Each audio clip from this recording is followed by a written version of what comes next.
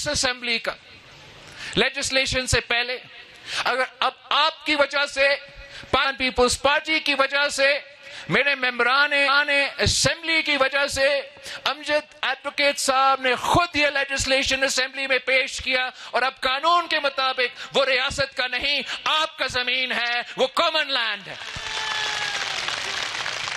जो लोग कहते हैं कि पीपल्स पार्टी अपने वादे पे अमल दरामद नहीं करते, आप उनको याद दिलवाएं कि हम 3 नस्लों से ये सियासत करते आ रहे हैं और 3 नस्लों से ये हमारा रेकॉर्ड है। हम अपना जुबान के पक्के होते हैं, वादे करते हैं तो वो वादे करके दिखाते हैं।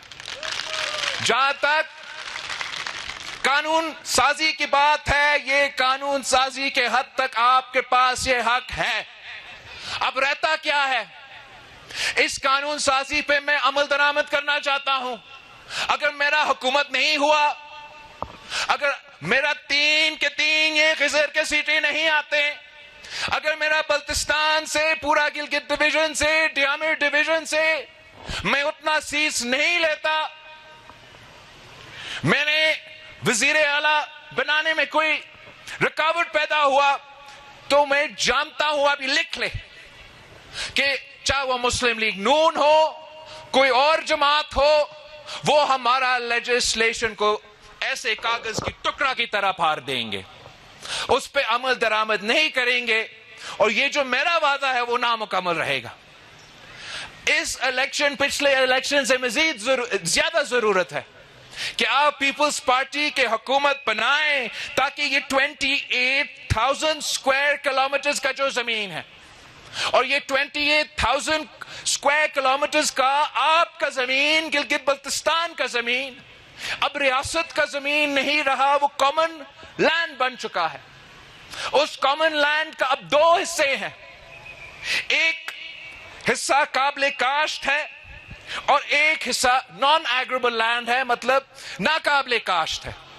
और जो काबिल काश्त जमीन है वो अब काबिल तकसीम है और हमने वो जमीन अब आगे गिलगित बल्तिस्तान के अवाम तक पहुंचाना है। उस लेजिस्लेशन, मेरा और आपका हक मलकियत का लेजिस्लेशन पे अब अमल दरामद का पहलू रहता है। तो मैं आपसे इसलिए चाहता हूं कि हमें यह हुकूमत, गिलगित बल्तिस्तान के हुकूमत में पाकिस्तान पीपल्स पार्टी की अक्सरियत चाहिए। जियाला वजीर आला चाहता हूं ताकि मैं आपको आपका हक मलकियत दिलवा सकूं, ताकि मैं आपको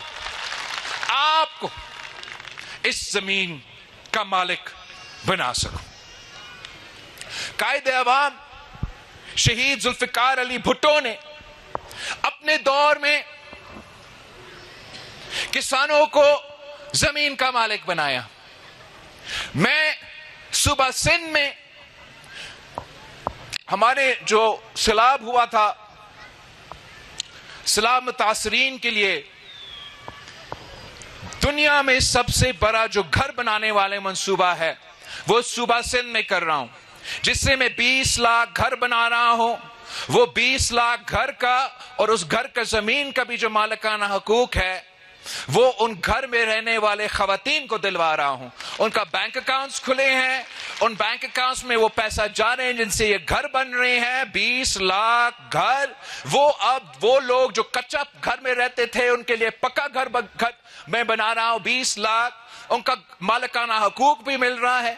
इस मंसूबे के तहत 1 मिलियन जॉब्स पैदा हुए हैं सिंध में।